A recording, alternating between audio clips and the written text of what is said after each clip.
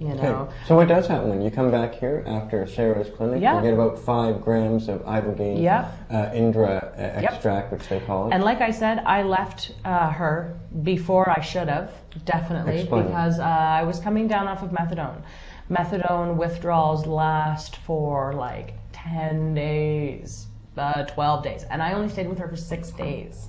Because you lose a day when you go over there, and you know, and so I left. I definitely left too soon. But like I said, that was my self-sabotaging it. You didn't want to stay longer, or? Well, I already had the ticket, and you know, like, that's where you go with that. I also noticed that this terrible smell. I don't know if it was the drugs coming out of me. I don't know if it's the Ibogaine that you sweat out, that it's the smell. But I thought it was just at her place. But I found when I did it at my place, I smelled it too. In fact, our crack cocaine addict last night said that he had smelled things throughout the experience. Yeah. And that's why he said it wasn't fun. He didn't like the taste, he didn't like the smell. Yeah. Even the room smells strange. Yeah. Yeah. It does. And when I went in last night to check in on him, I'm thinking, that's a funny room smell in here. It's not just sweat. Yeah. It's like something chemical. It's the chemicals and coming out. And it's not the Ibogaine. It's like somehow he's detoxing. Exactly. And it reeks. Exactly. I mean, so that was a fascinating thing I noticed last night, too. Totally. Because where she lives, she's surrounded by water. Yeah. You know, and she lives out in the country. And so I'm thinking it's like the bog. It's the, you know, that out there. And it's totally not. It's me. And all the stuff that's in me, or whatever. Is there a sweating going on throughout the procedure? Or do you detox yes that way? And no, I think I was cold a lot of the times with her. Now with the trip that I took with Sarah, let's see, I didn't eat the day beforehand, so that was really good. That saved me from nausea because I felt a little bit nauseous, but I definitely didn't need to throw up because there was nothing in me to throw up. I barely drank water. I didn't get diarrhea. I was incredibly sensitive to light, incredibly sensitive. And if my eyes were closed, my equilibrium was fine. I would be able to deal, but as soon as I open my eyes, equilibrium is totally off, and you know you feel it sort of going like this. I suppose it would be kind of like an inner ear, a major inner ear thing for somebody. That's how you could whatever. No equilibrium, and lots of trails too. I couldn't keep my train of thought. I remember laying there and I was wanting to create a protection circle for myself. So I was going to call in the 4 directions. The north, the south, east, and the west, and the elements. It was a little thing that I used to do. And it took me like, I don't think I ever even completed it, but I remember that I would be like, okay, calling in the north. And then I would go off on some tangent. And then like 10 minutes later, I'd be like, oh yeah, I was trying to do this. And so I'd try again, and I couldn't do it. You have no control over your train of thought. Or I had no control over my train of thought. It was just like blah, blah, blah, blah, blah, blah. And if I was trying to talk to you, I'd completely lose my train of thought. Did you talk much during the experience? No.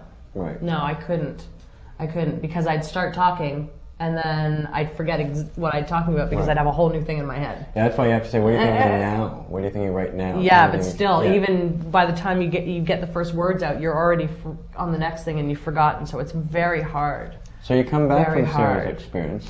And come back. I'm able to stay clean for quite some time. How long is that? Let's see. About 3 months, isn't it? Few months, yeah, 2-3 months. Right. And then what happens? You get cravings, temptation? What happened?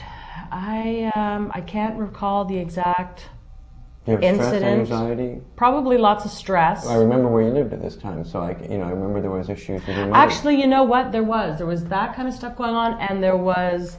Just. Your mom was coming to visit, and this brought you a lot of tension. Yes, totally. I'm glad I remember. Totally.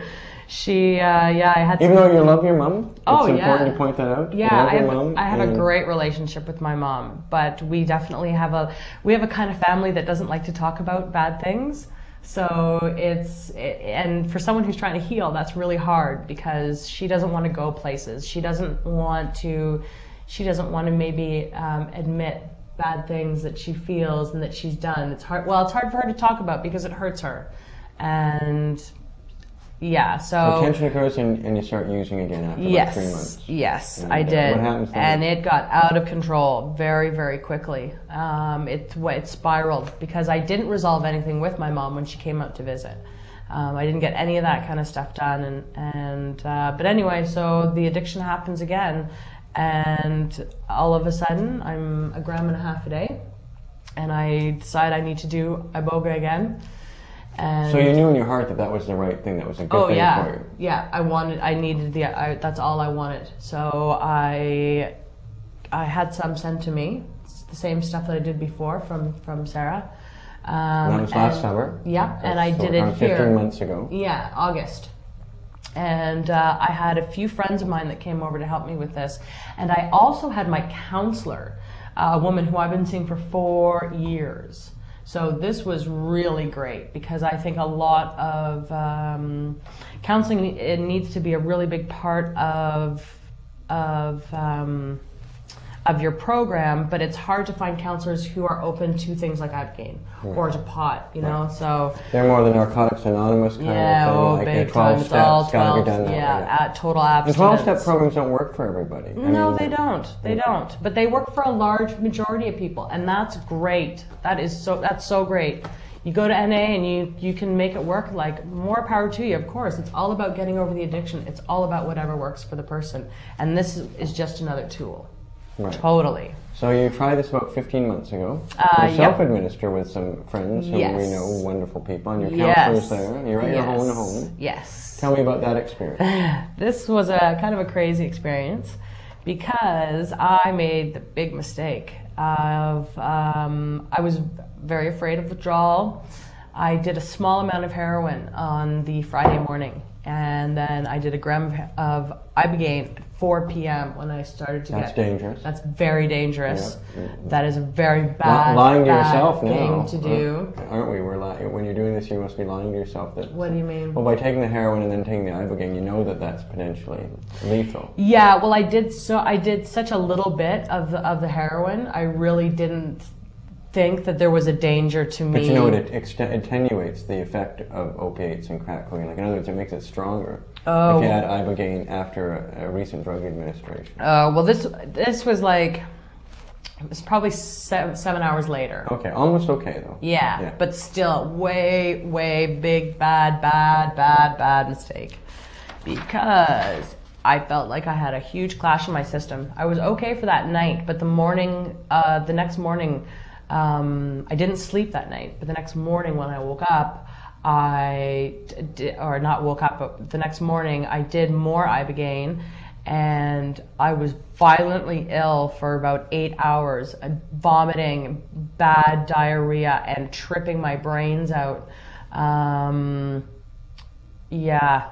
Must have freaked your friends out, your counselor. She's never seen it. A little bit, but not really. My facilitator was just amazing because I was really tripping at this point. It was almost kind of like the Ibogaine was saying to me, "You didn't get it the first time? Yeah, listen this time." Well, that is what's happening. Exactly. That is what's happening. And the vomiting is you getting rid of all that bad shit in your system. Totally. It's detoxing me. It's the clash. Other Ibogaine recipients have told me the vomiting is necessary. It brings up all the bad crap in your mind. Totally. So tell us what happens to you. And this trip was much deeper. I went definitely into the underworld, like literally spending most of my trip under my duvet in a very dark room. I can't really get into what this trip was about because it's very personal for me and I'm still working on it. But 15 months later. Yeah, for sure. But it's brought me to a different level, for sure. By the way, have you been clean since then? No, I haven't, but I've only used a couple of times. So I have by no means gone back to a full addiction, like and I have one more dosage of Ibogaine left because I didn't use I had 6 grams and I only did 4 grams. Mm-hmm. So I have 2 grams left, and I am going to do that 2 grams soon. I was going to do it a couple of months ago, but I put it off self-sabotage thing, maybe, I don't know.